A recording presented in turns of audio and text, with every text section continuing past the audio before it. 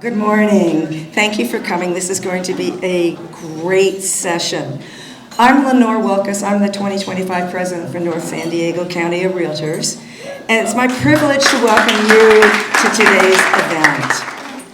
We have a dynamic and informative program ahead covering essential topics that every one of us that are professionals should stay up to date on and better serve our clients with this information and protect our business with it. To begin, I'd like to introduce our CEO, Tommy Thompson, who will be moderating today's discussion. Tommy, welcome. Thank you, President Wilkes. Thank you, everyone, for coming today. This is my town, Oceanside, so thanks for coming to my town. Actually, we have Councilman Robinson, this is really his town. We'll get to him in just a minute. We want to recognize our sponsors here today, both of them are routine sponsors for us, and we're so grateful for them. Rancho Ted back here. If you haven't had, thank you. If you haven't had opportunity to visit Ted back here, we're very grateful for you. And Don with Inside Photos, he wants to take your picture, or let him take your picture. He's got this great thing where it's a facial recognition, it'll email it to you. And it's funny, every picture that he takes, my wife gets immediately, which is really interesting. So, my phone number's not in there, hers is. So if you're a beautiful woman, I don't take a picture with you. I only take a picture with men. And now she's starting to wonder. But thanks, John, for being here. Appreciate both of you. This doesn't just happen. These events, it takes a lot of effort and a lot of great people to put these on, and I'm going to introduce a few of those today as our staff at North San Diego County Realtors. First, our Senior Vice President, Martha Peralta, she's in the very back there. And our Senior Vice President, James Santiano, he's back there. So there he is. He doesn't wear a suit every day, but today he did. He looks good. Taylor wears a suit every day. He always looks good. Taylor Thompson. Anthony Hertz, he's back there, he checked you in today, and Jennifer Soto checked you in. And then finally, and not least here, is she's the favorite employee of ours, Shirley. Carol, thank you for coming and putting this on. Employee of the Year, thank you, Shirley. And then also, our association isn't just run by staff. We're actually run by a board of directors of 12 men and women that are amongst you. They are members of the association, they're volunteers, and they meet as a board of directors. In fact, this week on Thursday they'll be meeting again. But we have half the board is here, so when I call your name, if you can just show who you are, even stand, except for Kevin, you're too tall, just sit where you're at. But Lenore, our president, she introduced herself, Lenore Wilkes, our president.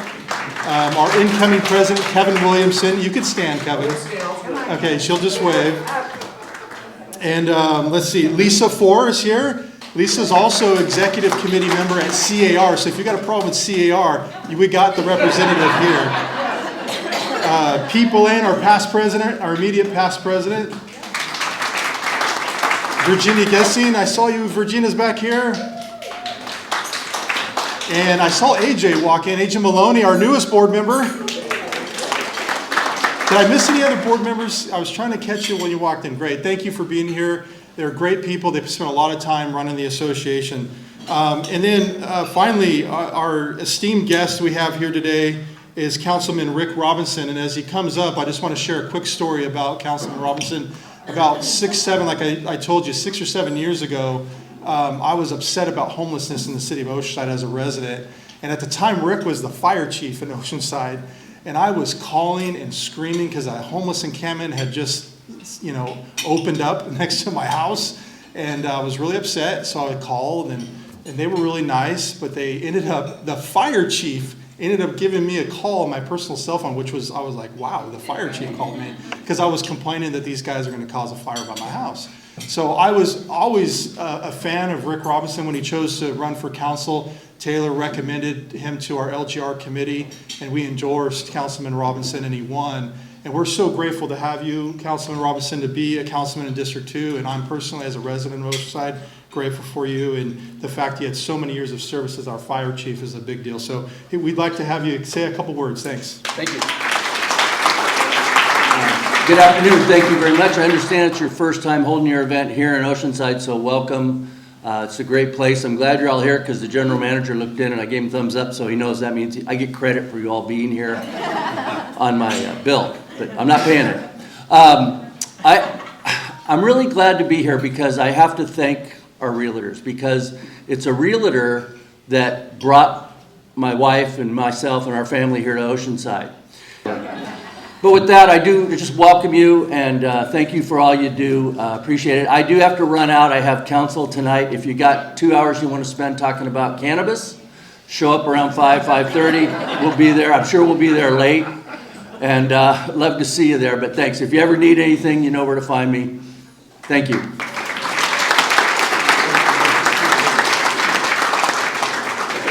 Wow, thank you, Rick. That was wonderful. Appreciate you. Well, let's get started with our wonderful panel. I'm, like Rick said, this is our first time in Oceanside in many, many years as an association to do an event here. And like I said, I live here and love it here, raise my kids here. One of the things I love about Oceanside where I live is a clear day like this, and today I saw it today. It just takes my breath away to look east. A lot of times in the coastal communities, we look west to the ocean and see those beautiful sunsets. But today, in a lot of days, I look east and I can see the peaks of Palomar Mountain. Yeah, you can see the peak of San Jacinto Mountain, San Gorgonio Mountain, snow-capped in the winter times. It's just so beautiful. You don't get to see that every day, but in North County, we do get to see those. And from my house, I can see them. And it reminds me, as a child, I was a Boy Scout. I'm actually an Eagle Scout. And I climbed those peaks. And it's just a wonderful sight to see. But it's also dreadful sometimes. I remember as a Boy Scout, I would need a guide. We would need our scoutmasters. We would need experts to get us up these mountains. And I feel, as I was driving here, I feel like as an industry, we have some monumental mountains ahead of us, in front of us, all around us, just like we do here in North San Diego County. And those mountains aren't San Gorgonio, they're not San Jacinto, they're not Palomar. They're huge. Commission issues, right? We have the market that you, as realtors, are dealing with. That's a huge mountain that you have to overcome. And you have all kinds of regulations that you deal with today. But if you were in the industry 20, 30 years ago, you know those regulations are so much more and so much dire to your business than ever. And so that's the role we play as an association. We're your guide. We're your mountain guide.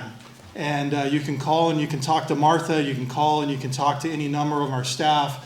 But sometimes throughout the months, we put on events like this to really talk to the true experts, the true mountain climbers that can get us over these hills and these mountains. So today, we brought those experts for you, for your business.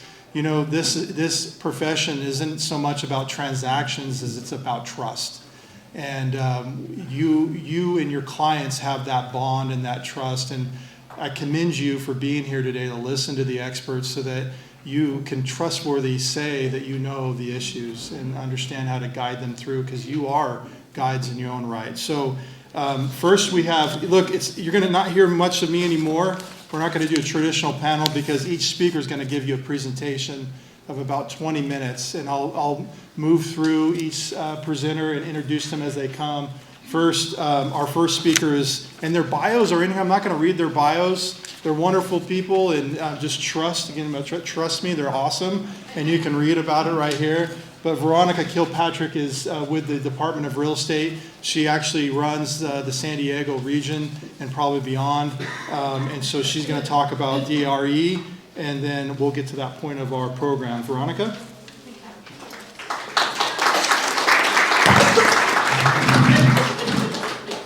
Thank you. First, can you see me? It's my version of can you hear me?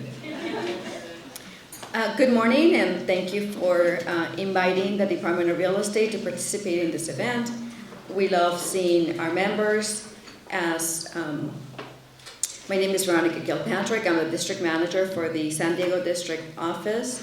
and I oversee investigations in the San Diego County, Imperial County, and Riverside County. I'm also the law enforcement liaison for the Department of Real Estate in Southern California, which means I liaison with law enforcement and legislators. As you were coming in, I was trying to see if I knew you. And it's a good thing that I don't know your faces. So that's a really nice surprise. I may know your names, so if you provide them, then they may ring a bell, but I don't. So I'm very happy that I don't know any of you. That's usually a good thing. All right. So I want to give you today a brief update, just a brief overview of the DRE, the wildfire response and the executive orders, and what you guys love, NAR lawsuit and the new buyer broker agreement law. Okay, so I don't know how many of you are new or how many of you are experts. You obviously come to a lot of this presentation, so you may know a lot more than some other licensees who don't attend this thing. So please bear with me if you know some of this information. So the Department of Real Estate enforces the real estate law, subdivided lands, which means the new developments of housing, and the Vacation Ownership and Timeshare Act. Our highest priority is consumer protection, and that is by statute. We issue real estate licenses, and then we take them away if we find evidence of fraud. And again, we issued subdivisions and timeshare public reports when you buy a new property. This is just something that you may want to look at. It is our fall winter bulletin that just came out, and it gives you all the numbers that we have accomplished in the last fiscal year. And our fiscal year runs from July 1st to June 31st. And so our licensee population has remained around 433,000. It has gone up and down, but it's pretty stable. And it also tells you from the enforcement side that we received approximately 5,300 complaints. Out of those, we referred about 1,100 to our legal department for some type of disciplinary action. And I believe about only 200 licensees were revoked out of all of those complaints. This is again our licensed population, and you could see the years from 2021 to 2024, and you could see that there's just a slight change, but we remain about the same. These are the prosecutions. That means when we actually go to an administrative hearing to discipline a license, and I believe, I can't see from here, but I think it's 209, the number of restricted licenses. Everything there is about 1,100. That's the total of actually disciplinary actions that we took, but that includes a lot of unlicensed activity, and also includes denial of licenses, and usually we deny it if someone has some kind of conviction that will impact the issuance of a license. And again, all these numbers are in detail in our latest bulletin. Okay, the fire response efforts. On January 7, Governor Newsom declared a state of emergency due to the LA and Ventura fires. There's a provision on the penal code that triggers price gouging laws. An executive order N725 was issued on January 14 by the governor, and it prohibits unsolicited offers below the property's fair market as of January 6, 2025. And this order applies to specific zip codes. I know it doesn't really apply here unless you have offices in that area as well. The violators may face fines up to $1,000 and or 6 months of imprisonment. And the governor designated the Department of Real Estate as the agency to receive those complaints.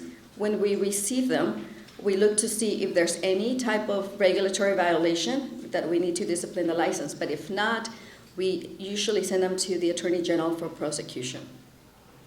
If you know of any complaints, we set up a specific email for that, and that's lafires@dre.ca.gov, and it could be completed on our website. So what is an unsolicited offer?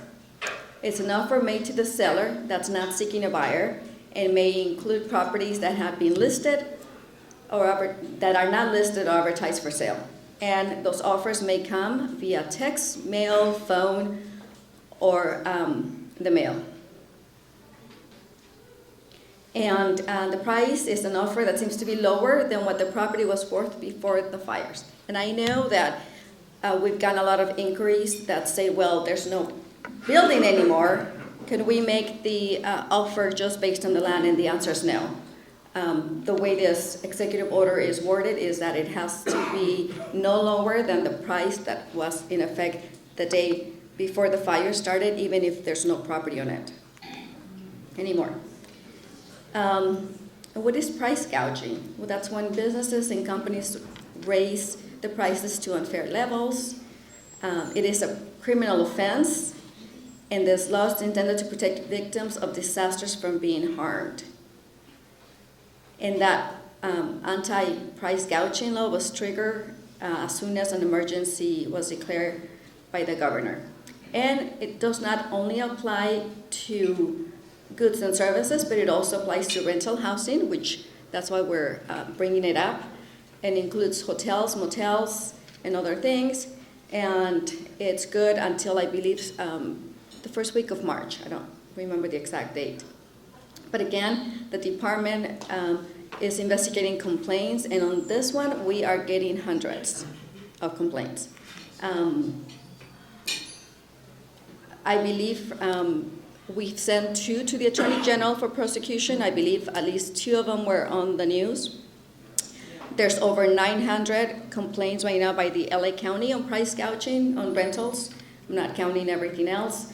And we have quite a lot of complaints in the LA office. To submit a complaint, you could just go to our website. We have a lot of tips and resources. We also go into what an unsolicited offer is and what is the unlawful practice. Just so you know, on the property rentals, they're very easy for us to find. And actually, we got a lot of reports from actually licensees, because a lot of them are put in the MLS, so we could tell what the price was before and then what it was after.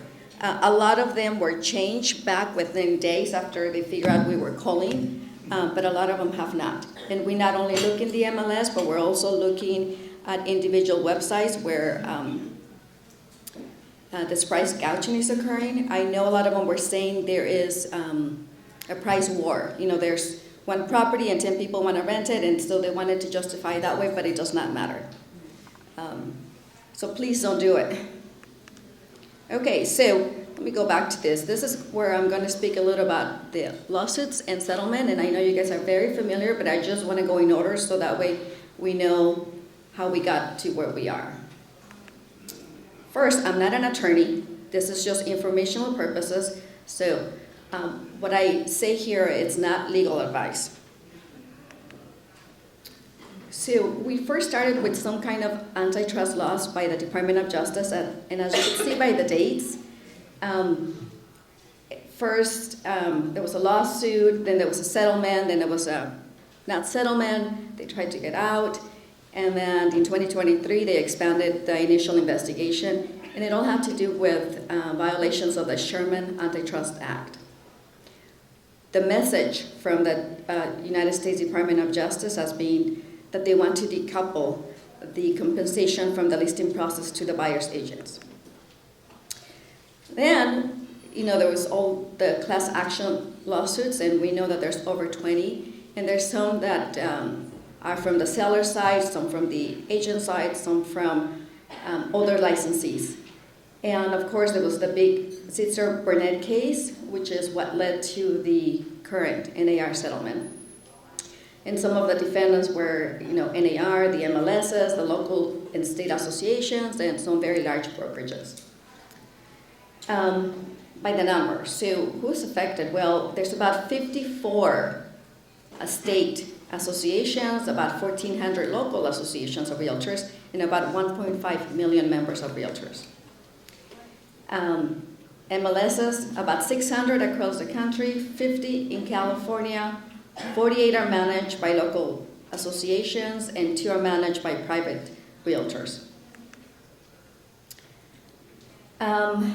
So the settlement, it's the seller side only, and it impacted, of course, NAR, MLSs, the local associations, and some brokers. It was implemented, or they started to implement the changes on August 2024. And it had 2 major changes, compensation and representation.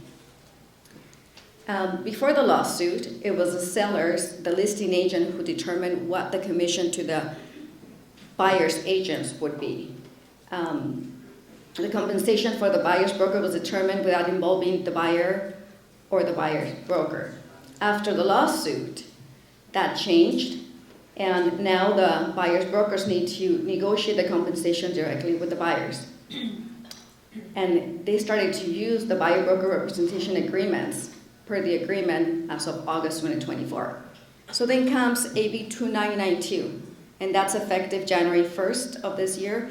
And unlike the NAR, which only applied to the members that participated in the class that were named, the AB 2992 applies to everyone. And when I mean everyone, I mean commercial real estate brokers that usually were not part of that. The only exception to the AB 2992, the requirement of a buyer-broker agreement, is leases. So you do not need it on that, but you need it on everywhere else. There is a discrepancy or a difference. The national settlement said that you need to get into that agreement before you tour a home with a buyer.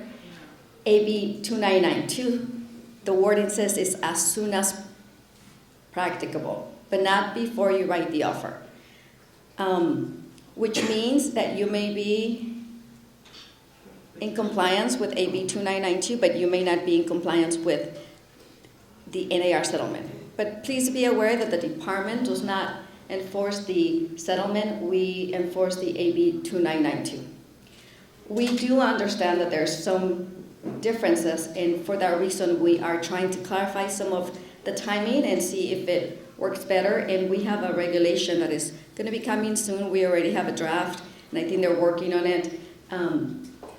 The regulations, though, before they come into effect, they have to have a comment period, which means that they're going to go throughout the state, and it will allow licensees and all stakeholders to speak as to the regulation. What does it actually address? Compensation, that it has to be spelled. The services, what are you going to do for that compensation? When compensation is due, and the length of the contract, which could not be longer than 3 months unless you're a corporation. And you have to have an end date. Just like the listing agreement, if you don't have an end date, it's a violation. The same thing applies here. Is there a time frame for corporations for a buyer-broker agreement? I believe you could go longer than that. I don't think there's an exclusion. So it's longer than 90 days, but is it open-ended?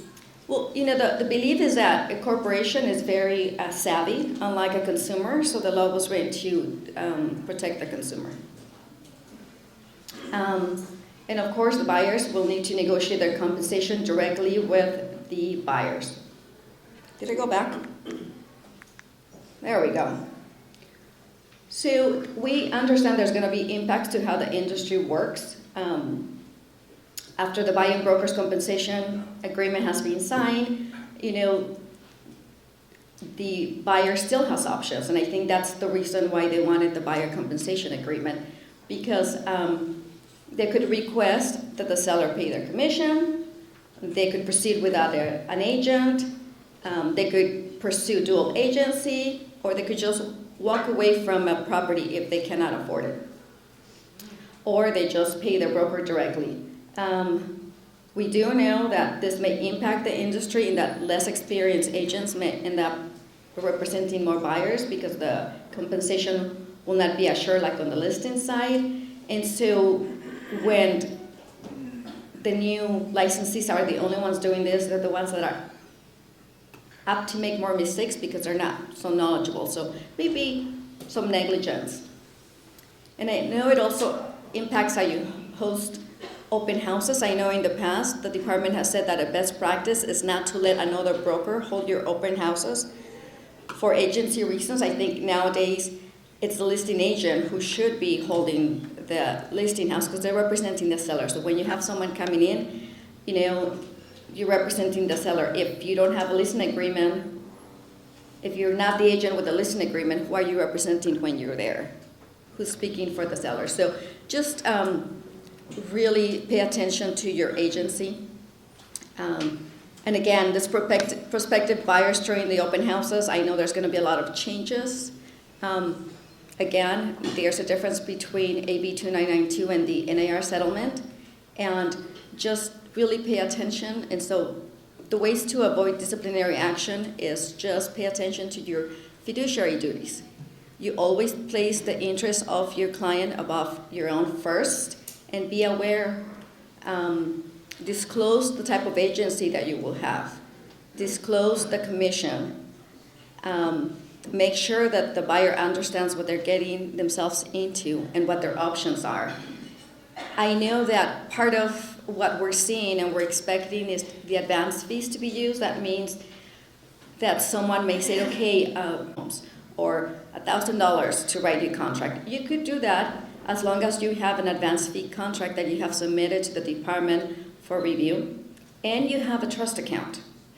Because if you're taking the advance fees, you're taking the money before the services are performed. And only brokers are allowed to have a trust account. So a salesperson cannot initiate their own advance fee type model without actually having the broker agree to it, because they have to have the contract renewed and must use the same contract.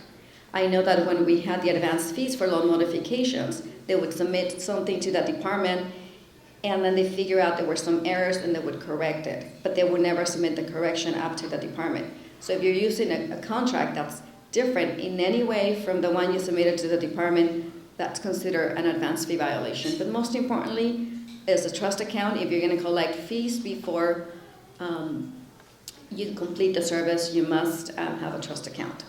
And of course, broker supervision, it is going to be extra important that you revise your policies, rules, and procedures and systems to include any changes from this new law. And of course, you review, oversee, inspect, and manage. I was at a different event last week, and someone asked me, why does the department always ask us for our policies every single time that they ask us to send information about an agent? And I said it's because we're giving you the opportunity to revise your policies from the last time you submit them to us. So if I asked you, and usually this happens when we do the team names. We ask you to correct the team name, we send you a call, we send you a corrective action letter, and then we ask you for your policies because we want to know what is it that you have and we don't tell you how to change it, we just find the violation. And then if we get a subsequent a complaint and we ask you again, we had the ones before, we could look at them, but we want to see where is it that you reviewed, you managed, you changed, and you implemented to make sure that does not occur. And after so many of them, then we move to the next phase, which is citation, or if that didn't work, then we move you to an accusation. But our goal is not to punish you. Our goal is to educate you and to make sure that you're in compliance, because when you're in compliance, it benefits you, it benefits your salespeople, your brokerage gets a good name that you guys are so professional and so good, and why wouldn't you want to have the whole world know your license, right? You're proud to be a licensee. You don't want them to go with someone unlicensed. So the same thing is going to apply to the 2992 in that you need to revise your policies to make sure you foresee and develop rules to make sure that no one is in violation of the real estate law. And again, this is part of what I said, we foresee that we are going to get complaints that include negligence. Maybe someone didn't know what they were doing. They should have, but they didn't know. Dual agency, they didn't disclose it properly. Broker supervision, if there was no policies in place, or they didn't follow the policy. Sometimes we get complaints, and we ask the broker to send us our policies, and we get them brand new with the line that says insert your name. So the broker forgot to insert their name. So we do get those. So we want to make sure that the broker's supervising and following their own policies. We are looking out for breach out of fiduciary duties, and that's when someone tries to make more money than what was asked in the contract, or they're looking for their own interest rather than the consumers. And of course, misrepresentation. For example, if you tell someone you must sign a contract to look at the home, when in reality you may need something else, there's options. So we're looking at some of those misrepresentation issues, and we also are foreseeing that we're going, like I said before, that we're going to get complaints with advance fee agreements. And of course, an increased use of dual agency complaints. I don't know, I hope not, that fewer people will be entering the real estate industry. I don't think it's because of the buyer-broker agreement. I think it's because everything's so expensive. But hopefully, we will continue to have a bunch of licensees because we enjoy you. And you make sure that I have a job. So please don't leave the industry. And I think that's me. Did I do 20? You did great. Okay. So I forgot, bad monitor here, but we're going to do questions. We're going to listen to each presentation, 20 minutes each, and then questions at the end, because a lot of what you want to know, Fred may answer right now. And then we'll entertain all. We have 2 mics back here. We're going to have a lot of time at the end. Veronica's going to be here. Sharon will be here to answer questions to everyone. So write them down, hold on to them, and then we'll call on you at the very end. So thank you, Veronica. We appreciate you. Our next speaker is Fred Pfister, who is with White and Bright, also the association's attorney. So we're so grateful to have Fred here for many reasons. Shirley's going to pop up the PowerPoint, and hopefully Fred can answer a lot of the questions that you may have had from Veronica's presentation. So, Fred? Thank you, Tommy. As we're setting up the presentation here, just to let you know who I am, Fred Pfister. I'm a partner with White and Bright. I'm a real estate attorney. That's my bread and butter in not only defending agents and brokers for many years, but also doing transactions, either commercial, residential. I'm the attorney who represents some of your brokerages here, and I've been representing this association for about the last 10 years or so as general counsel. And so when the presentation I'm going to put on is essentially with respect to some of the buyer broker agent agreements. That's really the core here. That's what's really changed, and I think it kind of dovetails into the enforcement that we just talked about. So without further ado, here's the disclaimer that this I'm not your attorney right now unless I am. But what you're hearing today is not legal advice. It's some tips and tricks. I'm certainly going to talk about some tips, but also some best practices of what I see from being in the trenches and getting calls from clients, agents about how they're using the buyer-broker agreements. And specifically, what I'm going to be talking about is this relatively new form here, the property showing a representation agreement, because everyone knows about the BRBC, the buyer agreement, the buyer representation and broker compensation, but a lot of people are using what I think is almost like a hybrid agreement, which is this PSRA, because it's a little bit more palatable to a lot of clients who you show up with, here's this 5-page really detailed document, and a lot of them don't want to sign it, right? And so they have this kind of hybrid document. And so I want to talk about some of the similarities between the 2 documents, the buyer representation agreement and the PSRA, some differences between the 2, some other considerations for use, including kind of what's missing in that document and concerns about compensation generally. And then the third-party touring agreements. I know a lot of people have seen like Zillows, or you've seen these like one-pagers that a lot of people are using, and so I want to talk a little bit about those. And then, of course, some best practices for setting up a relationship with a buyer under these agreements, because I basically have like a 9-point best practices that I'd hope that you go back to your agents, because a lot of you are brokers in here, and say, look, this is kind of the best practice of how you would set up your relationship. So let's talk about buyer representation. The first thing I really want to talk about are, are limited agency agreements legal? I mean, we see these one-page forms that say, here's my touring agreement. You're going to have no compensation for it, and I think there's some people who are saying that they're a violation of the NAR settlement.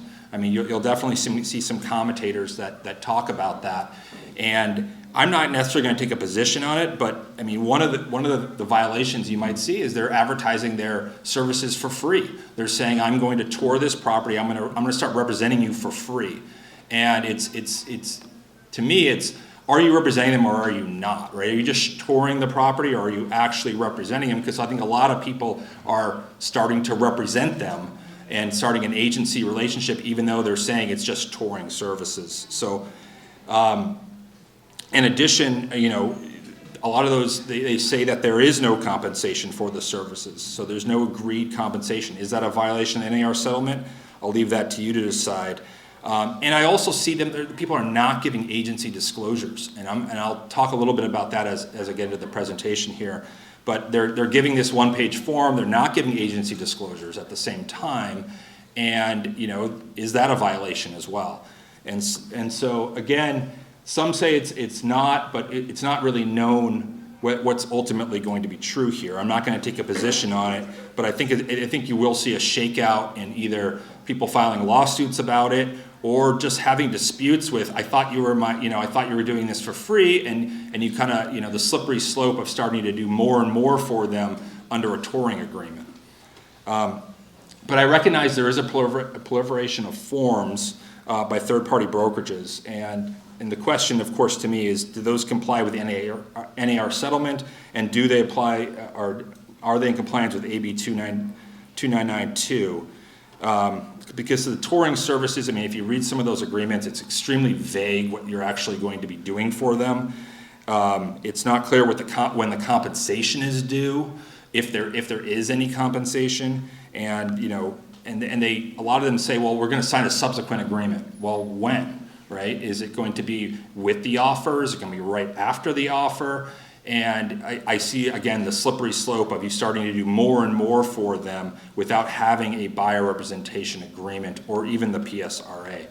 So what is CAR's solution to this? Well, certainly the buyer representation and broker compensation agreement, the BRBC, right? And that'd be great if everyone signed that. But I've talked to agents all the time that they're getting a lot of pushback. I mean, a lot of people who have bought properties before say, I've never signed this agreement ever. Why do I need to do this to go to tour a property with you? I just met you. And so there's a lot of pushback on that. And so a lot of buyers are not agreeing to sign to that form, or if they are agreeing, they're not understanding it, right? It's a 5-page document in 10-point font. It's dense. It takes some time to actually go through that, and you show up at a house and here, sign it on my car, right? How much time do you really have to go through with them on that? And so what's CAR's other solution to this? It's this property showing representation agreement, and that's kind of what I wanted to focus on with you now, because that is the it's kind of a hybrid. It's a little more palatable for people to actually sign. So the focus here is I wanted to talk about a little bit what are the similarities between these two documents, because I hear some offices saying we don't do any PSRAs, and I see other people saying, well, that's the document I'm using, right? Because it just came out in last year, and so I just want to talk about the similarities between this and what's more of the gold standard, which would be the BRBC, if you can actually get someone to sign that. First of all, they both have a grid format, and I think the intent here is that you fill out the grid, and it has it's similar to the grid format that they put into the RPA, and so you put all of that in there and make sure that it's if you don't fill that out, I don't think it's enforceable, right? And so you have to make it clear that you're filling that out, and not only the grid, but there's also the part at the top that talks about which specific properties you're using. Both of them have a term. The term on the PSRA, though, is limited to 30 days by default. There is an ability to extend it, but you can't edit that 30 days. And I know a lot of other touring agreements are like 7 days, or it's much shorter, but this is hard-coded to 30 days. So, but at least there is a term. Both have compensation and allow you to set it. And it even allows for a per property fee. If you check, there's a second box where you could actually have a per property, essentially a touring fee. But the key I want to emphasize is that that's broker compensation. So even if there is a per property fee, that's part of the compensation that you're going to have. So even if you put in 0, that means you're not going to have any compensation in this agreement. And so my tip on this is, if you enter in, because what I see some people doing or some agents doing is they'll say, well, let's do the PSRA, we'll do 0 compensation, and then they're subsequently like, oh, when we're going to make an offer, we'll actually put in we'll execute a BRBC. Well, I think it's clear that if you enter that later, you should specify that it supersedes the other one, so you don't have this conflict of, oh, it's 0 and now it's 2.5% or something like that. So there's an other terms section on the BRBC that if you have some touring agreement or you have the PSRA, you should be inserting that in something in there that says this supersedes our previous agreement, so you don't have this conflict between the two. Because if you, in addition, if you charge a fee for this PSRA and then you're going to enter into a BRBC that somewhat is different, you have to account for the original fee, right? So if I charged $100 for a touring, I'm going to take you on all these, I'm going to take you to 5 properties, I'm going to tour with you for $100 or something like that. That has to be offset in the BRBC, that you're not going to charge them in addition to that original fee. Both of them have a continuation period, and they have what's called both the PSRA and BRBC have a continuation period, but you have to do some work to get this. You have to deliver a list of properties with your broker involvement, and both documents explicitly talk about what broker involvement is, and this is a lot different than some of the other touring agreements because it actually defines what you're doing for them, what broker involvement is. And I would suggest to you that you document that. If you actually want to get paid off of something like this, that you actually document what you did with respect to broker involvement, because nobody likes the situation of I toured all these houses with someone, I entered into this agreement, and then they went with their brother-in-law, or they went to some other agent after you did all the work. So if you actually intend to enforce this, I would document your actual broker involvement, what you actually did for these people. Both have timing of compensation, when you get paid. So both of these documents really focus on that. And both of them have agency.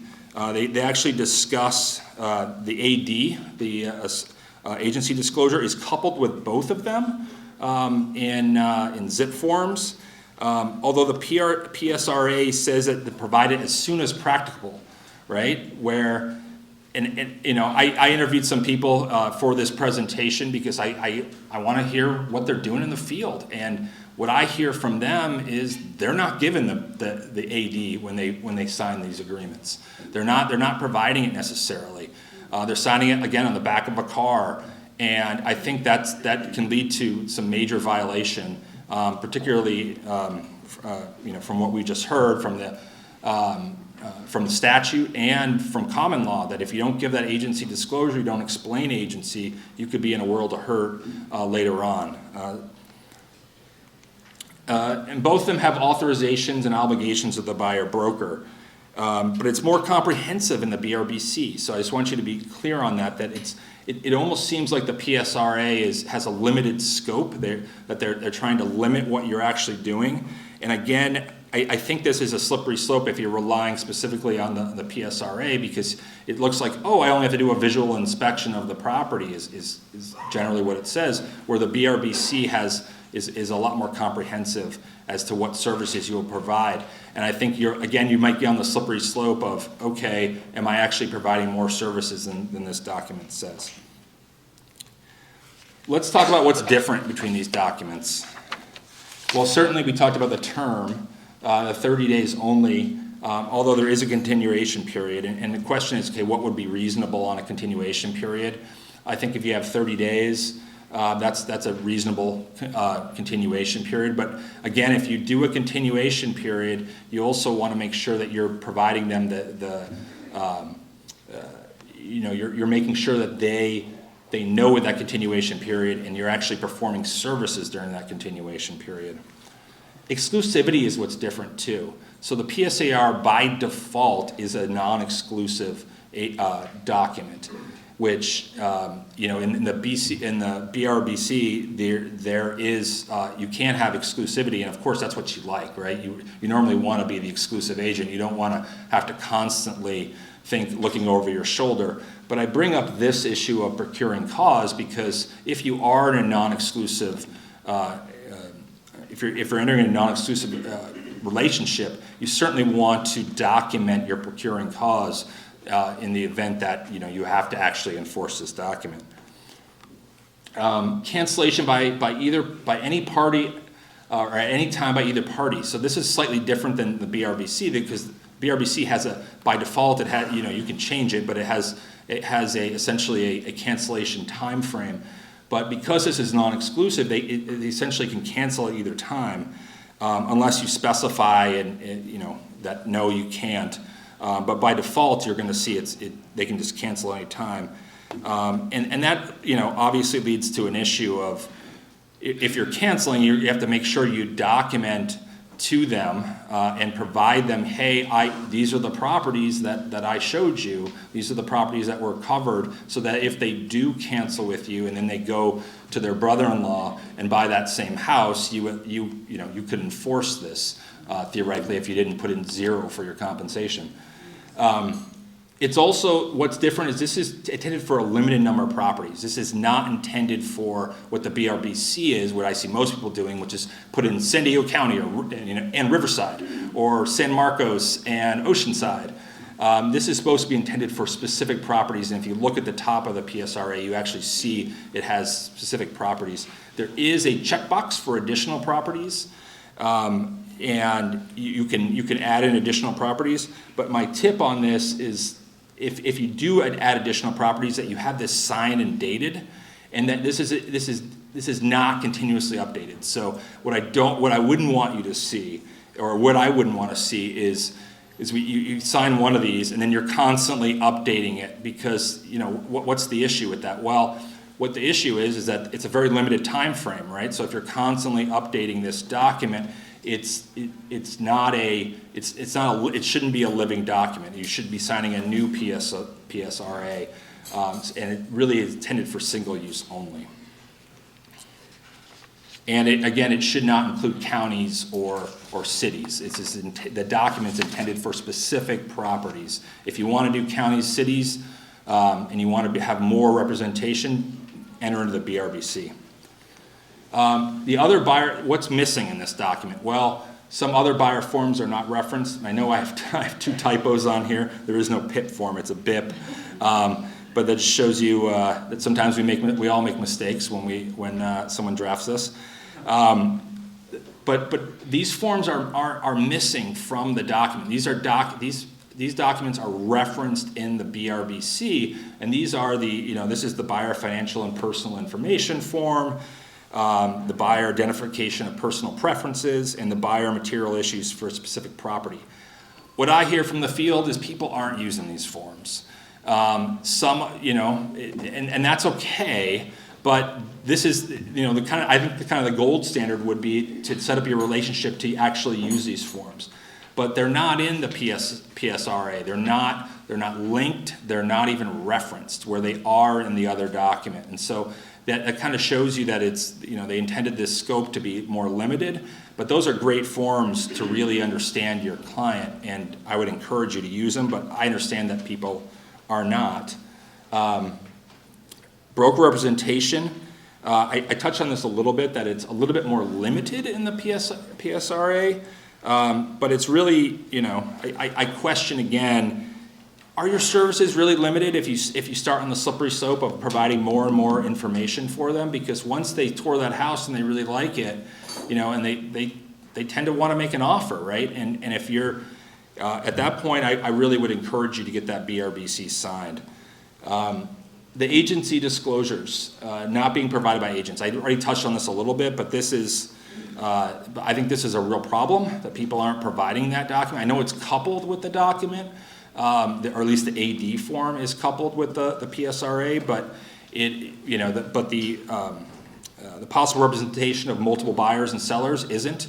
And that the PRBS form, I believe it's called. Don't quiz me on my acronyms later. But that's not coupled with this document. And if you're entering into that type of relationship, I think that's a form you have to provide. I mean, it's constantly provided and coupled, but it's not even referenced in this form. So that's a problem. And then just providing that AD form when you're entering into this agreement, I think is critical. And I think it would be in compliance with AB 2992.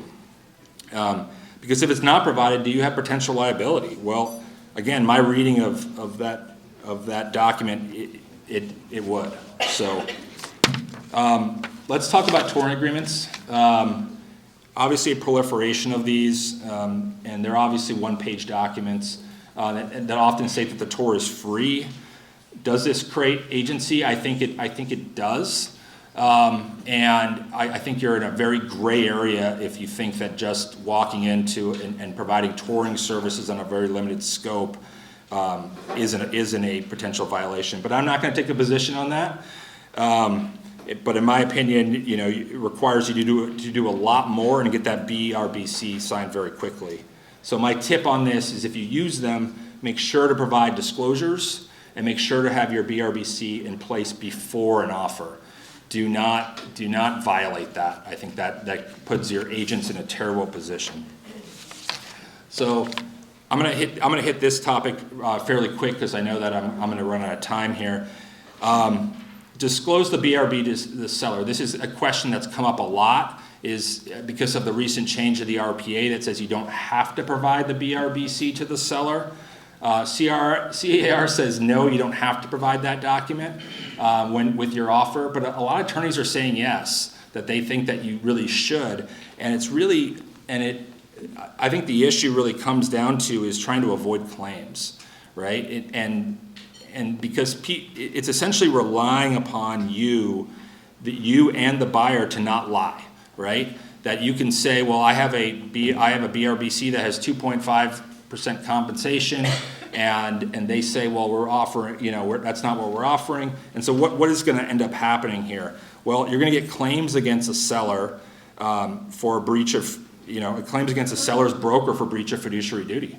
That's really what you're going to do if you don't have that BRBC, if you're lying about it. You're also going to get claims for fraudulent inducement to enter a contract, right? If you represent that you have a BRBC in place with a certain compensation percentage and you don't, that's, the seller can come back and say, well, I'm not going to pay it.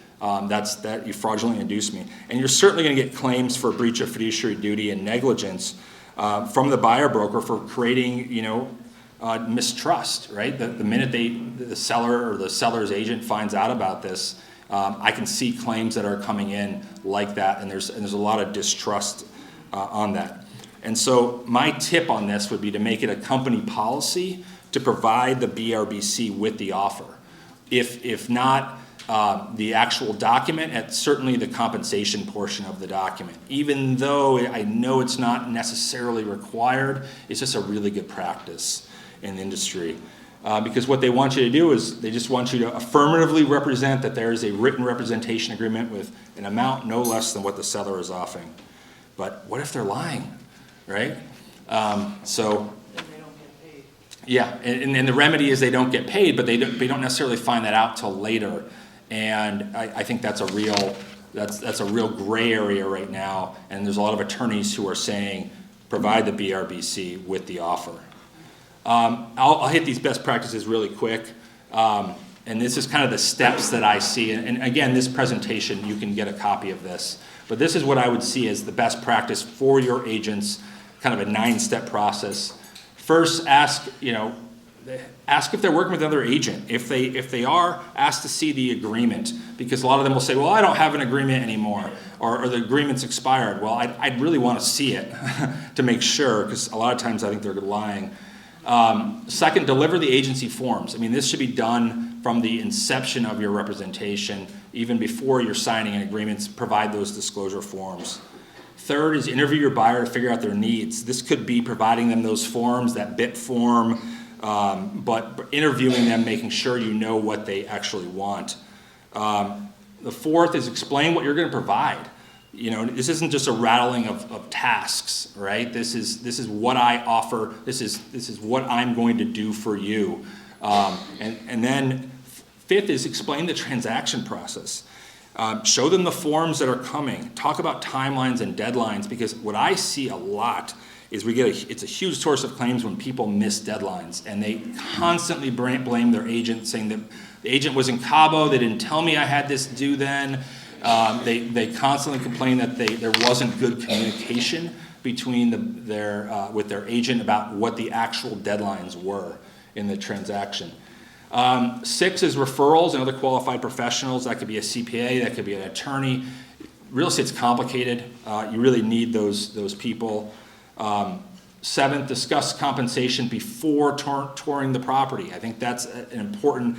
With the law the way it is that this has to be discussed ahead of time. There's actually an advisory that you can use from CAR that would help explain what compensation is. I encourage you to use that. Identify the best way to communicate with a client. Everything's done by text and phone now. You hear me on other presentations where I say I hate text messages for real estate trends. It's great to meet up at Starbucks, but it's horrible to say this is a disclosure. What do you think about that? What do you think about this? Because they're so truncated. So find out the way to communicate. That's the best way to communicate with your client. And then 9th is the signed representation agreement. So my suggestion is do all of these things first before you get that representation agreement, because then you've done essentially your best practice. You've explained the entire transaction before you've entered into the representation agreement, not before. And the last thing would be to tour the property, right? This would be best practice. I know in reality, maybe this all doesn't happen in this sequence, but if you're going to teach your agents, you're going to go back to your brokerage, this is the way I would teach them. Thank you. All right, thank you, Fred. You'll have a chance to get after him in a few minutes here. Sharon Smith, if you can come on up with the Department of Insurance. She oversees the entire county of San Diego. Sharon, thank you. Thank you so much. Hi again, my name is Sharon Smith. I'm an outreach analyst with the Department of Insurance. I'm going to speed through our presentation so we have plenty of time for questions. But I really wanted to take my time here to explain what we're doing at the department with our sustainable insurance strategy. You might have heard about it on the news, but I wanted to talk about where we're at with its implementation, what you can expect, and how this will affect you as people in the real estate industry.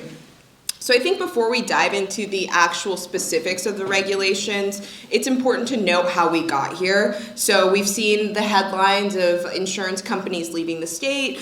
We're seeing more and more non-renewals. I've heard from agents and brokers that they've had homes fall out of escrow because they can't find insurance. So I know you're very familiar with these issues that we're seeing, but they're not out of the blue. They're not arbitrary. They really reflect financial and risk-based challenges that we're seeing within the insurance industry. Several of the key factors that are really driving these changes are inflation and growing climate threats. So the increasing severity and frequency of natural disasters is putting stress on the insurance industry. This is nationwide, but in California, obviously, like we saw last month, we have a very unique wildfire risk that is further pushing insurance companies to limit how much they're writing in the state.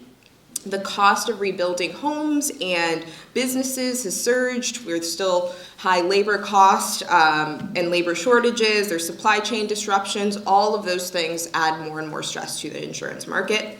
Reinsurance as well. So reinsurance is insurance for insurance companies. Insurance companies also buy insurance, right? So reinsurance is a global market, and as climate risks grow throughout the world, we're seeing that insurance companies are also having to pay more and more in their insurance, which is driving their costs as well. So as these risks grow, insurance market contracts to protect their solvency and create financial stability. But unlike public utilities, insurance companies, they don't have to write policies. So that's why State Farm is able to say, hey, the risk in California is too high. We're going to limit how many policies we're writing here. They're not nonprofits or public utilities. They can choose not to write it. So again, this is why we're seeing that a lot of them make these decisions to leave California or limit at least writing policies here. We also in California have a very unique insurance regulatory environment called Prop 103. So Prop 103 was passed in 1988. It's got some very different things about it. I'm going to go over a little bit here. So Prop 103, like I said, passed in 1988, but the insurance market has changed very dramatically since then, but none of these changes have really trickled down into our insurance reform. So the sustainable insurance strategy is really meant to address some of these things. So the sustainable insurance strategy, we're going to be streamlining a lot of the department's application approval process, which is what you see here. We're adding more risk management tools, as well as increasing availability for insurance in high wildfire areas. I know this might seem a little bit more detailed, but I do think it's really important to note exactly why and how the regulatory framework works in California, so you know what was kind of the approach for the department for fixing trying to fix the insurance crisis we have. So by statute, under Prop 103, the department must approve any rate application within 180 days upon receipt. So what's in a rate application? Anytime an insurance company wants to raise rates, they have to go through a prior approval rate application with the department. So Travelers wants to raise rates 20%, they have to submit their increase to the department. We review that, we see if that's something that makes sense for them, and then either approve or deny that rate increase. Usually this is supposed to happen within 180 days. That almost never happens. There's some rate increases that have taken up to 2 years to get completed. And it's for a lot of reasons, but a lot of these delays are due to the fact that insurance companies do not submit all necessary and complete information needed to support a rate application. We'll go back and forth with them for months just trying to get the correct financial reporting so that we're able to make those decisions at the department. We also have a lot of intervener delays that really affect this process. Again, Prop 103 is very unique to California. A more unique part of the Prop 103 process is that we have the ability to intervene. So any of you right now, if you were to go to the Department of Insurance website and click on any of the rate filings that we have hundreds of insurance companies in California, click on any of them and say, hey, I want to intervene on this. I think that this rate is unjust, it's too high, and you can intervene on that. It goes through a long legal process. And let's say you win, that insurance company has to pay out your legal fees. So this is a very, very unique situation in California, and of course it's great for consumer protection. It allows, you as consumers to have a voice in the insurance market, but it does create a lot of delays because this draws out this rate review process, and you have to go through all sorts of legal legal processes when a rate is intervened upon. Another part of this is that there's been a lot of outdated technology to reconcile data between the department and insurance companies. After COVID, we did not have a lot of actuaries. A lot of them retired during that time. During COVID for basically 2 years, no filings were approved at all, so that created a bigger even bottleneck So the department staff and bandwidth, after continued review of Success's 6.9 rate increases, requests from insurance also created more and more of a bottleneck with these rate filings. So for many, many years, actually decades, insurance companies were only asking for a 6.9% rate increase from the California Department of Insurance. So anytime they wanted to raise rates, they'd only ask for a 6.9% increase. Does anyone know why? Do you know? The guy that wrote Prop 103 is the one that runs Consumer Watchdog. Well, okay, in this case, this is insurance companies asking for a 6.9% increase. Anything over 6.9. Triggers a public hearing. Yeah. Exactly. $7 out of the insurance company. Yeah. So any rate increase above a 7% triggered a public hearing. This was something insurance companies were trying to avoid for a long time. But at this point, we've seen the headlines. We've seen that they're asking for a lot more because this really did not keep up with the cost of really assessing risk. And so now we're in this situation where it's like, what does this all mean? Why does it matter that it takes a long time for these the current rate review process is so delayed? Why does that matter? But it's because rate adjustments, if they are delayed and they're lagging behind all of these rising costs, especially as we're seeing these climate-related catastrophes becoming more frequent, severe, expensive, that's going to create some real financial instability, which is kind of what we're seeing. We're seeing them leave the market because they're not able to price premiums to the actual risk that they're taking on. So through the sustainable insurance strategy, the department is addressing these challenges by streamlining this rate review process. We've added a lot more employees to this department. We're adding some different technology, improving technology on our end so that we're able to reconcile the data that we have with the data that insurance companies have. We're just really trying to get after the goal of obviously protecting consumers, because at the end of the day, we are a consumer protection agency, and making sure that we're transparent with this, but also making sure that insurers are able to make necessary adjustments to keep insurance available. The next really important part of the sustainable insurance strategy, this kind of really addresses the climate crisis specifically.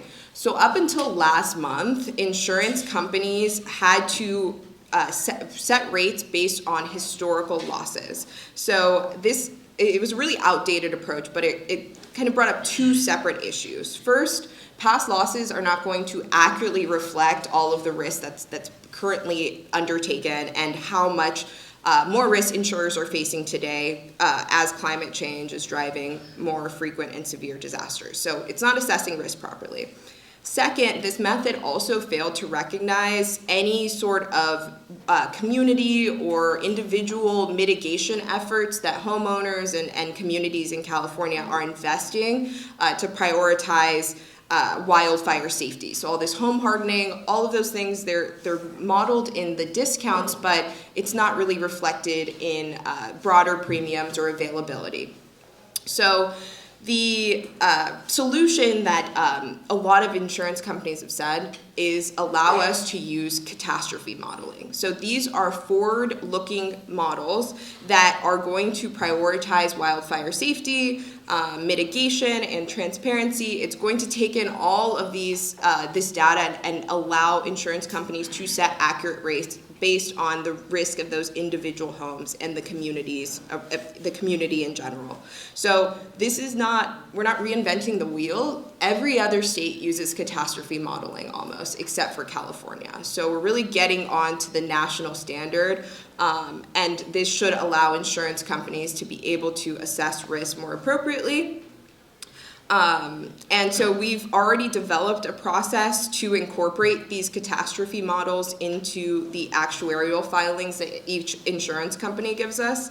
And so the department's already identified a lot of these distressed areas that insurance companies need to write in. You can look if the only area in San Diego that's really affected is Alpine. So if you're somebody writing in that area, that's somewhere where insurance companies are targeting. Once these catastrophe modeling regulations were put in, they want to go into those areas and start writing more insurance policies. reinsurance and rate making. So the commissioner also submitted a regulatory change in December to allow for California-only reinsurance costs in rate making. So again, reinsurance is insurance for insurance companies. It's a critical tool that they use to help manage risk and continue to write in really high-risk policies or in high-risk areas. So this change ensures that Californians are not going to be paying for global catastrophes. They're only going to be California-only reinsurance costs. But if insurance companies want to use catastrophe modeling or reincorporate reinsurance in their rates, they have to commit to writing in these distressed areas. Again, you can look at the list of zip codes on our website. There's all over the state, but Alpine is the area with the highest density of fair plan population and with the highest kind of risk level. So there's a lot of things that were taken into account with those zip codes, but that is an area we hope to see more insurance companies writing in.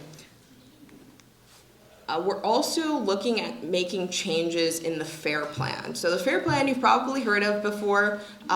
It is not the state's insurance company. So I know that's something that a lot of people think it's a state agency. The California is writing your policy. That's not true. So the FAIR Plan is a consortium of private insurance companies. So these are still private insurance companies that are running the FAIR Plan. It was mandated by the state, meaning the state of California said you need to create this FAIR Plan, but it is not run by the state.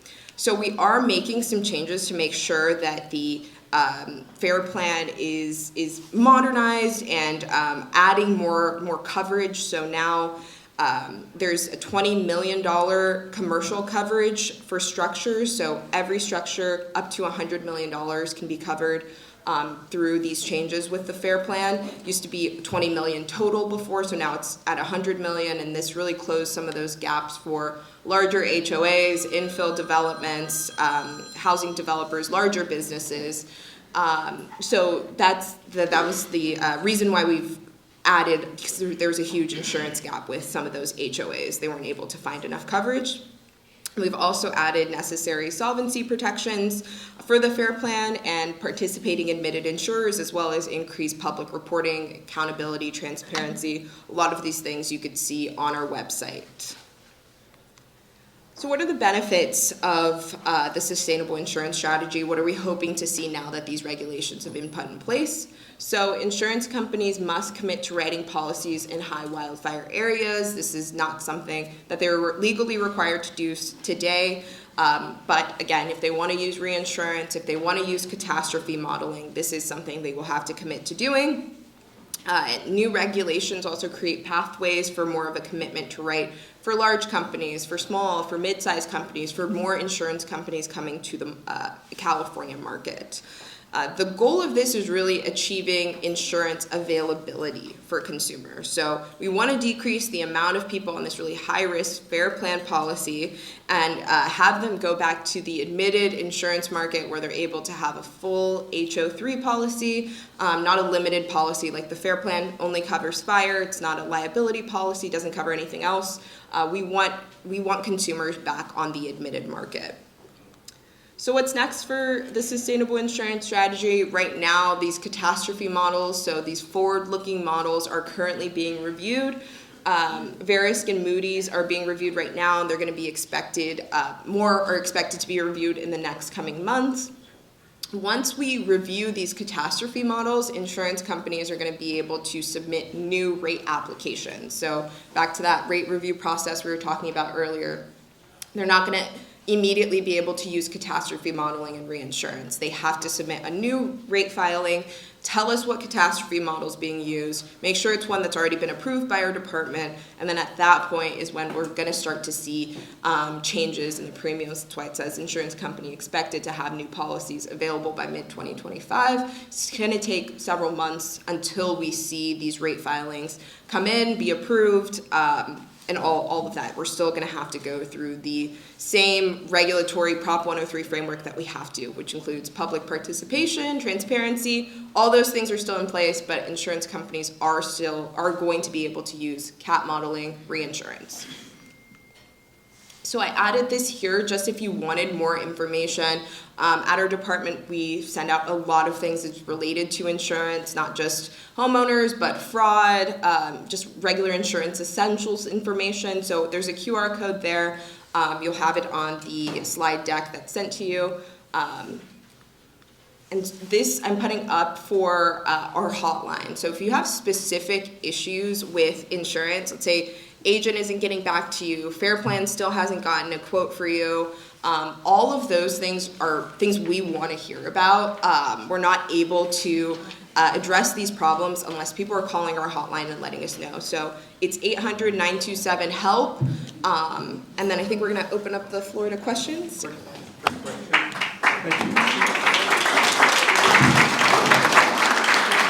I want to thank our panelists.